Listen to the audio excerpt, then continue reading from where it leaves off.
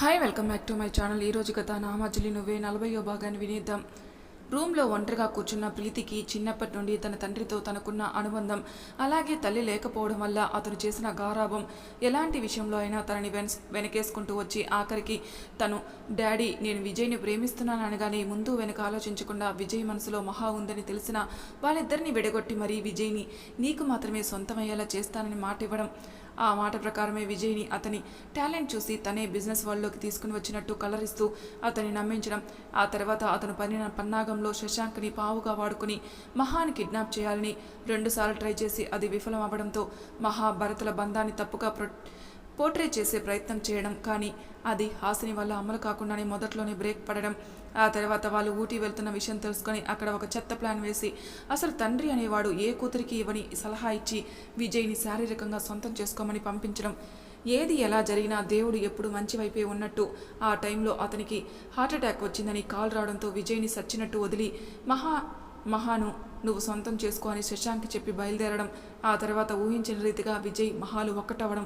ఆ విషయం తెలిసి ఆమె ప్రీతిపై ఫైర్ అవ్వడంతో తన తండ్రి అది కూడా వాళ్ళకు ఉపయోగపడేలా అనుకోకుండా శశాంక్ తీసిన ఫొటోస్ ఒకప్పటి వీడియో మహాకి వ్యతిరేకంగా వాడాలని నిర్ణయించుకొని ప్రస్తుతానికి వాళ్ళ మధ్య గ్యాప్ తీసుకురావాలనుకుని ఫారిన్లో ప్రాజెక్ట్ ఓకే చేసి విజయ్కి కాదు అనలేని విధంగా లాక్ చేసి అక్కడికి పంపడం. ఆ గ్యాప్లో విజయ్ని ప్రీతి సొంతం చేసుకోమని ఆమెను కూడా ఫారిన్ పంపడం. కానీ విజయ్ ప్రవర్తన వల్ల ఆమె పాచికలు పారనివ్వకపోవడం. ఇక ఇలా కాదని 1 రోజులకు వచ్చిన విజయ్ని 3 నెలలు అక్కడే ఉండేలా చేయడం. అయినా విజయ్లో ఎలాంటి మార్పు లేకపోవడం, పైగా అతని మనసులో మహా అంటే ఇంకా ప్రేమ రెట్టింపైపోవడంతో ఇక వీళ్ళను విడదీయాలని గట్టిగా డిసైడ్ అయి విజయ్ ఫ్లైట్ దిగానే అతనికి ఆలోచించుకునే టైం ఇవ్వకుండా ఫొటోస్ వీడియో ఒకదాని వెంట మరొకటి పంపి అతని మైండ్ పొల్యూట్ అయ్యేలా చేసి మహాను తనంతట తానే అనుమానించి దూరం చేసుకునేలా చేయడం. అప్పటి నుండి విజయ్ అందరికీ దూరంగా బ్రతుకుతుంటే అప్పుడైనా అతని సొంతం చేసుకోవాలని ట్రై చేయడం. అప్పుడు కూడా విజయ్ ఛాన్స్ ఇవ్వకపోవడం. అయినా పట్టు విడవకుండా అస్తమానం విజయ్ని కలుస్తూ అతన్ని విసిగిస్తూ ఉండడం. ఇంతలో మహా మళ్ళీ విజయ్ జీవితంలోకి తిరిగి రావడమే విజయ్ ఆమెను విహాన్ని మీడియా ముందు తన భార్య బిడ్డలుగా పరిచయం చేయడం. అది తట్టుకోలేని ఆమె గొడవ చేయడంతో ఆమె తండ్రి మహాని విహాన్ని కిడ్నాప్ చేయమని వాళ్ళు ఎవరో తెలియకుండా రౌడీల్ని పురమాయించడం. కానీ అది కూడా బెడిసి కొట్టి వాళ్ళలో ఒకడు విజయ్కి దొరకగానే మిగిలిన వాళ్ళని పోలీసులు పట్టుకోవడం. ఆ తర్వాత మహాని చంపడానికి బ్లాస్ట్ ప్లాన్ చేసి దాని నుండి విజయ్ని తప్పించడం. కానీ ఆ ప్రయత్నం ఫలించకుండా మహా కొన ఊపిరితో బ్రతికిపోవడం. ఆ తర్వాత అనుకోని రీతిగా అసలు ఊహించని విధంగా తన తండ్రి చీకటి జీవితం ప్రపంచం ముందు బయటపడడం. ఇవన్నీ తలుచుకోగానే ఆమెలో కసి, పంతం, కోపం అన్నీ పెరిగిపోతూ అసలు డాడీ లైఫ్ గురించి తెలిసిన వాళ్ళు ఇప్పటి వరకు బ్రతికి లేరు, అలాంటిది ఈరోజు ఇలా జరగడానికి కారణం ఎవరు అనుకుంటూ తన అసిస్టెంట్కి కాల్ చేసి తన తండ్రి కేసు డీల్ చేసిన ఆఫీసర్ ఎవరో కనుక్కొని అతని డీటెయిల్స్ అన్నీ 1 గంటలో తన ముందుండాలని చెప్పింది. ఇంతలో లాయర్ ద్వారా రాజేంద్రను ఎవరో పోలీసుల నుండి కలవాలని తప్పించి అతన్ని కిడ్నాప్ చేసి అతని పేరును పాడు చేయడానికి ప్రయత్నం చేస్తున్నారు అంటూ కేసు ఫైల్ చేయించింది ప్రీతి. ఆ తర్వాత తన తండ్రికి వ్యతిరేకంగా అతను దోషి అని నిరూపించే సాక్ష్యాలు అబద్ధం అంటూ నిరూపించే ప్రయత్నంలో పడింది. ఆ విషయం అదర్ ద్వారా తెలుసుకున్న విజయ్ నవ్వుతూ నువ్వు నేను అనుకున్నంత తెలివి తక్కువ దానివైతే కాదు ప్రీతి, పర్లేదు, అప్పుడప్పుడు నీకు కూడా మైండ్ పనిచేస్తుంది అనుకున్నాడు. రాజేంద్ర గారు పోలీసులకు పట్టుబడ్డ అదే కాటన్ గడౌన్లో ఆయన్ని ఒక కుర్చీకి కట్టేసి ఉంచారు. ఆయన ప్రస్తుతానికి అతని పోలీసుల నుండి ప్లాన్ ప్రకారం తప్పించిన విజయ్ మనుషులు ఇచ్చిన మత్తులో ఉన్నారు. ఆయనకి దగ్గరున్న విజయ్ మనుషుల్లో ఒకరు ఫోన్ మోగడంతో లిఫ్ట్ చేసి చెప్పండి బాస్ అనడంతో అవతలి వైపున్న విజయ్ అంకుల్కి స్పృహ ఎప్పటికీ వస్తుంది అని అడిగాడు. దానికి ఆ వ్యక్తి స్పృహ లేకుండా ఉన్న రాజేంద్ర గారిని చూస్తూ అతని వయసు దృష్టిలో పెట్టుకుని క్లోరోఫామ్ ఎక్కువ డోసు ఇవ్వలేదు బాస్, కానీ అతనికి రేపు మార్నింగ్ వరకు స్పృహ వచ్చే అవకాశం లేదు అని చెప్పాడు. ఆ మాటకి విజయ్ సరే నేను రేపు మార్నింగ్ అక్కడికి వస్తాను, అంతవరకు జాగ్రత్త. అలాగే మరో విషయం, అతను మీరు అనుకున్నట్టు వయసులో పెద్దవాడు కాబట్టి ఏం చేయలేడని తేలిగ్గా తీసి పడేయకండి, అతను మనం ఊహించలేనంత డేంజరస్ అని చెప్పాడు. దానికి అతను ఓకే బాస్, జాగ్రత్తగా ఉంటాం అని చెప్పాడు. విజయ్ రూమ్లో మహా ఒడిలో కూర్చుని అతనికి కబుర్లు చెబుతున్న విహాన్ని మురిపెంగా చూస్తూ తన జీవితంలో తిరిగిన మలుపులన్నిటినీ గుర్తు చేసుకుంటూ విజయ్ తన జీవితంలోకి ఎలా వచ్చాడో అన్నీ గుర్తు చేసుకుంటూ ఉంది. ఇంతలో ఏదో కాల్ మాట్లాడి అప్పుడే రూమ్లోకి వచ్చిన విజయ్ మహా ఏవో ఆలోచనలో ఉండడం గమనించి ఆమె పక్కనే కూర్చొని ఆమె ఒడిలో ఉన్న విహాన్ని తన ఒడిలోకి తీసుకుని మహాని కూడా దగ్గరికి తీసుకున్నాడు. అతని స్పర్శకు ఆలోచన నుండి బయటపడిన మహా సంతోషంగా విజయ్ని చుట్టేస్తూ అతని ఒడిలో ఉన్న విహాన్ని చూస్తూ ఉంది.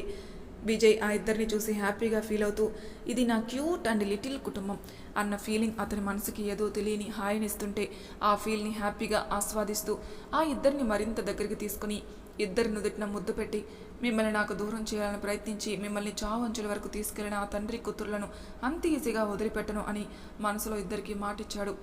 విజయ్ అలా ఇద్దరికి నుదుటిన ముద్దు పెట్టగానే విహాన్ మహాన్ ఊపేస్తూ క్యూట్గా అమ్మా నాన్న నీకు ముద్దులు పెట్టాలి కదా నువ్వు కూడా పెట్టాలి అని గొడవ చేయడంతో వాడి అల్లరికి మహా నవ్వుతూ విజయ్ విహాన నుదుటిపై ముద్దు పెట్టింది మహా.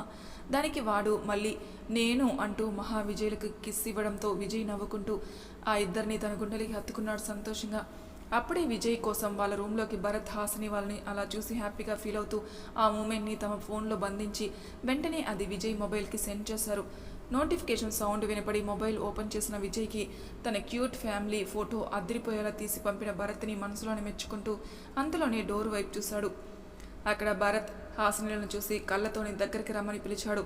ఆ ఇద్దరు వచ్చి ఆ ముగ్గురికి ఎదురుగా కూర్చున్నారు. వాళ్ళని చూసి మహా విజయ్కి దూరం జరగబోతే విజయ్ ఆమెకి ఆ ఛాన్స్ ఇవ్వకుండా కళ్ళతోనే కదలొద్దు అని చెప్పడంతో అలాగే ఉండిపోయింది మహా. హాసిని విజయ్ ఒడిలో ఉన్న విహాన్ని తీసుకుని వాడు చెప్పే కబుర్లు వింటూ ఉంది. ఇంతలో వాడు హాసిని జుట్టుతో ఆడుతూ ఇన్ని తాత ఎప్పుడు వత్తాలు అని అడిగాడు. వాడి ప్రశ్నకు అర్థం కాని హాసినికి చాలాసేపటి కానీ అర్థం కాలేదు. ఆ ప్రశ్న అర్థమైన మరుక్షణం హాసిని నవ్వుతూ ఏ కన్నయ్య తాతయ్యను బాగా మిస్ అవుతున్నావా అని అడిగింది. దానికి వాడి చిన్ని చిన్ని కళ్ళు పెద్దవి చేసి చేతులు ఆడిస్తూ తాత చాలా మంచోళ్ళు నాకు బోలు చాకేలిచ్చాలు అంటూ ఇంకా ఏదేదో చెబుతూ ఎక్సైట్ అవుతుంటే రేపు వస్తారు కన్నయ్య అని చెప్పింది.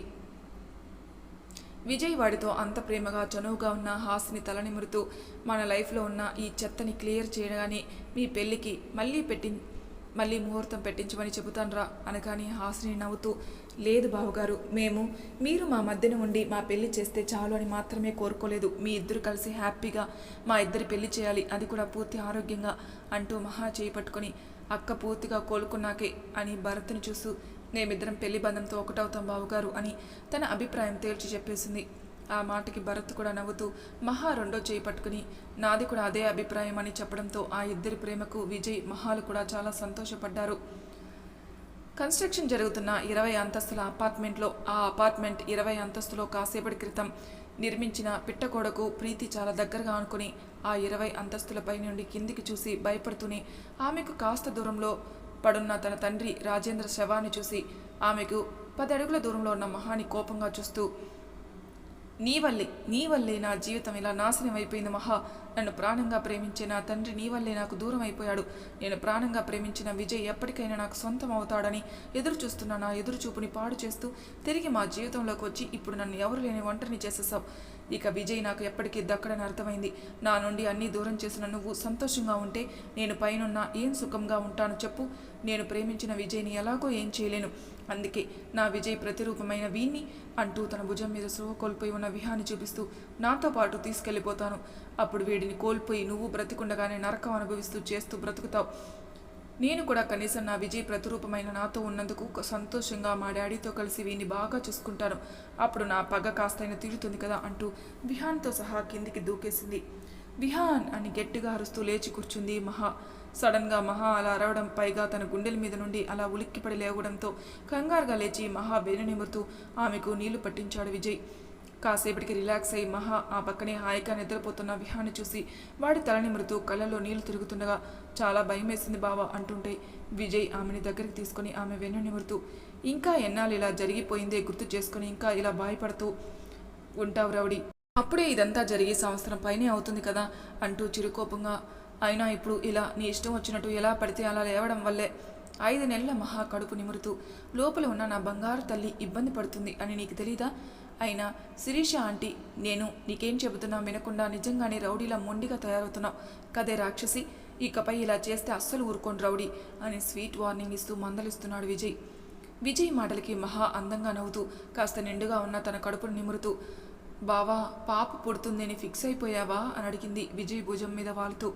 ఆ ప్రశ్నకి విజయ్ మహా కడుపు మీద ముద్దు పెట్టి అవునే చాలా గట్టిగా ఫిక్స్ అయ్యాను.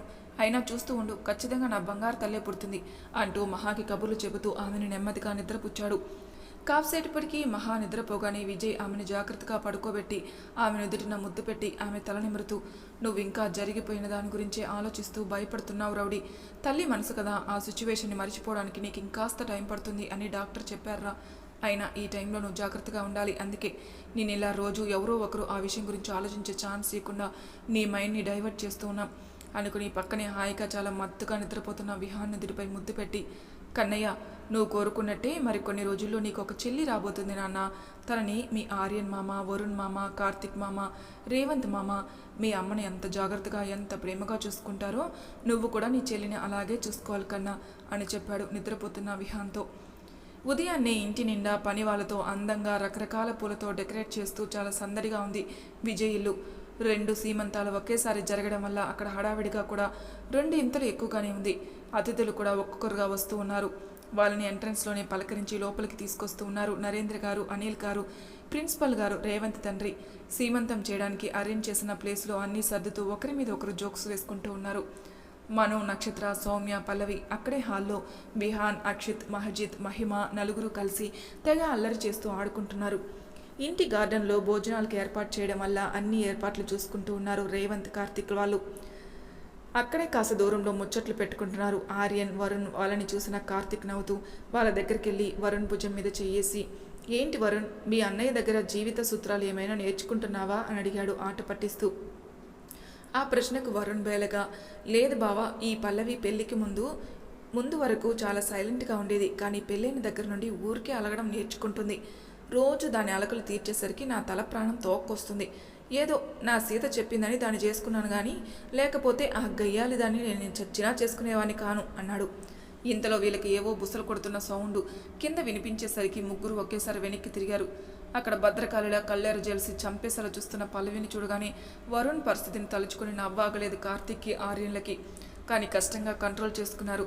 ఇదంతా దూరం నుండి గమనించిన రేవంత్, అమ్మ పల్లవి, నువ్వు వెళ్ళు, మేము ఒక 5 నిమిషాల్లో వచ్చేస్తాం అనగానే పల్లవి కాస్త శాంతించి, ఇంటికెళ్ళాక చెప్తాను ఈ పని అన్నట్టు వరుణ్కి ఒక సీరియస్ లుక్ ఇచ్చి లోపలికి వెళ్ళిపోయింది.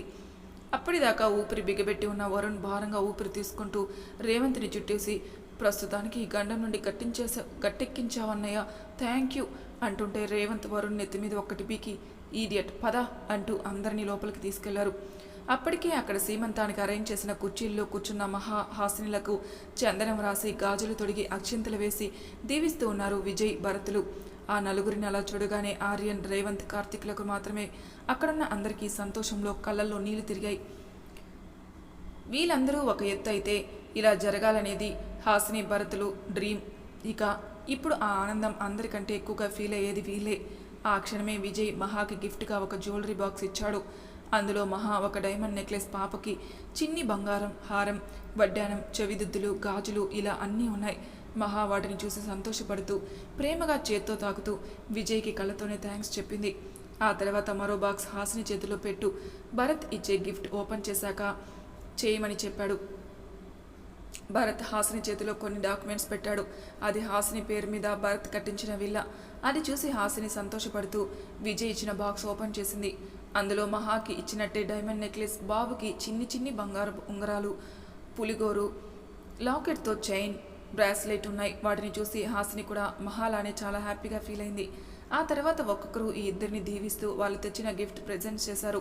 అలా కాసేపటికి విజయ్, మహాని, భరత్, హాసినిలో వాళ్ళు బాగా అలసిపోయి ఉంటారని వసుధ గారికి చెప్పి తిరిగి ఎవరి రూమ్లోకి వాళ్ళు ఎంత వద్దు అని చెబుతున్నా ఎత్తుకొని మరీ తీసుకెళ్లిపోయారు. రూమ్లోకి తీసుకెళ్లిన భరత్ హాసిని నుదుటి మీద ముద్దు పెట్టి, ఈరోజు నువ్వు చాలా అంటే చాలా ముద్దుగా అన్నావు పిల్ల అంటూ హాసిని పెదాలని లైట్గా టచ్ చేసి అప్పటికే సిగ్గుతో వాలిపోయిన ఆమె రెప్పలపై చిరుముద్దిచ్చి, లవ్ యూ పిల్ల అంటూ హక్ చేసుకోగానే ఐ లవ్ యూ టూ కన్నా అనింది హాసిని భరత్ చుట్టూ చేతులు బిగిస్తూ. ఆ తర్వాత భరత్ తనే స్వయంగా ఆమెకు డ్రెస్ చేంజ్ చేసి ఆమె చేత జ్యూస్ తాగించి టాబ్లెట్స్ వేసి జాగ్రత్తగా పడుకోబెట్టి ఆమెకి జో కొడుతూ ఉన్నాడు. అటు రూమ్లోకి వెళ్ళిన విజయ్ మహాని హాక్ చేసుకుని, ముద్దొస్తున్నావే రౌడీ, అందుకే అర్జెంటుగా నీకు దిష్టి తీయాలి అంటూ అల్లరిగా మహా పెదాలు అందుకున్నాడు. కాసేపటికి ఆమెను వదిలి ఆమె ఇబ్బంది పడకుండా డ్రెస్ చేంజ్ చేసి జ్యూస్ తాగించి టాబ్లెట్స్ వేయగానే శిరీష్ గారు వచ్చి చెక్ చేసి, టెన్షన్ పడాల్సిన పని లేదు నాన్న, షీఈ్ ఫైన్ నౌ అని చెప్పేసి వెళ్ళిపోయారు. భరత్ తన కుండెల మీద నిద్రపోతున్న హాసిని తలనిమరుతూ, ఆ రోజు అన్నయ్య మహా రెప్పపాటు కాలంలో విహాన్ని కాపాడారు కాబట్టి ఇప్పుడు ఈ ఇల్లు ఇన్ని సంతోషాలతో నిండిపోయి అందరి సరదా అల్లరలతో సందడిగా ఉంది. లేకపోతేనా అసలు ఆ ఊహే భయంకరంగా ఉంది అనుకుంటూ అసలు ఆ రోజు ఏం జరిగిందో గుర్తు చేసుకున్నాడు. శిరీష గారు అలా వెళ్ళగానే విజయ్ హాయిగా నిద్రపోతున్న మహా తలనిమురుతూ ఆమె పక్కనే కూర్చున్నాడు. ఇంతలో అక్కడికి వసుధ గారు వచ్చి, రామా అన్నీ చక్కబడ్డాయి, మిగిలినవి వన్నీ రేవంత్, కార్తిక్, ఆర్యన్, వరుణ్ చూసుకుంటున్నారు. విహాన్ మీ నాన్న దగ్గర నిద్రపోతున్నాడు. నువ్వు కూడా పొద్దుటి నుండి బాగా అలసిపోయావు కదా, ఈ జ్యూస్ తాగి కాసేపు రెస్ట్ తీసుకో అంటూ ఆవిడ తీసుకొచ్చిన జ్యూస్ గ్లాస్ విజయ్ చేతికిచ్చి వెళ్ళిపోయారు. ఆవిడ అలా వెళ్ళగానే విజయ్ ఆ జ్యూస్ తాగి మహా పక్కనే పడుకొని ఆమెను జాగ్రత్తగా తన గుండెల మీద పడుకోబెట్టుకొని ఆమె నుదుటిపై ముద్దు పెట్టి తలనిమురుతూ ఆ రోజు తను అందరికీ రాజేంద్ర ప్రీతిల గురించి చెప్పాక ఏం జరిగిందో గుర్తు చేసుకున్నాడు. మరి తర్వాయి భాగంలో గతమేంటో తెలుసుకుందాం. అంతవరకు నా ఛానల్ని సబ్స్క్రైబ్ చేయని వాళ్ళు ప్లీజ్ సబ్స్క్రైబ్ చేసుకోండి, లైక్ చేసి షేర్ చేయండి, మీ అభిప్రాయాలు నాకు కామెంట్ రూపంలో తెలియజేయండి. Thank you for listening.